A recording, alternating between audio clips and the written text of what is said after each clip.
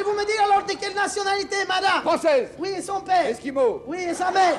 Pochette surprise. Oui. Et ta Pierre sœur? Dac, le roi du loufoque, est aussi une figure qui incarne la résilience et l'humour juif dans toute sa splendeur.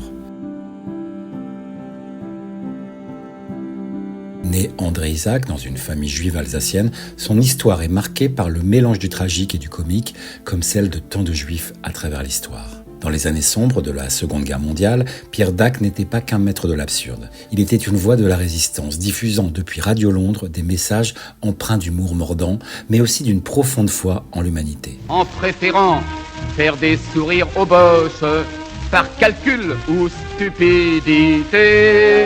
Face à l'occupation nazie et à la Shoah, il utilisa son talent pour galvaniser les cœurs et moquer les oppresseurs. Un dernier détail. Puisque vous avez si complaisamment cité les prénoms de mon père et de ma mère, laissez-moi vous signaler que vous en avez oublié un, celui de mon frère. Ces d'aventures, vos pas vous conduisent du côté du cimetière Montparnasse. C'est là que reposent les restes de ce qui fut un beau, brave et joyeux garçon, fauché par les obus allemands. C'était mon frère. Son héritage est profondément enraciné dans la culture juive, où le rire est une arme, un rempart contre l'adversité. Comme dans le folklore juif, ses jeux de mots et son humour absurde n'étaient pas qu'une distraction, mais une façon de survivre, de se tenir debout face à l'inhumain. Pierre Dac nous rappelle que même dans les heures les plus sombres, on peut trouver la lumière.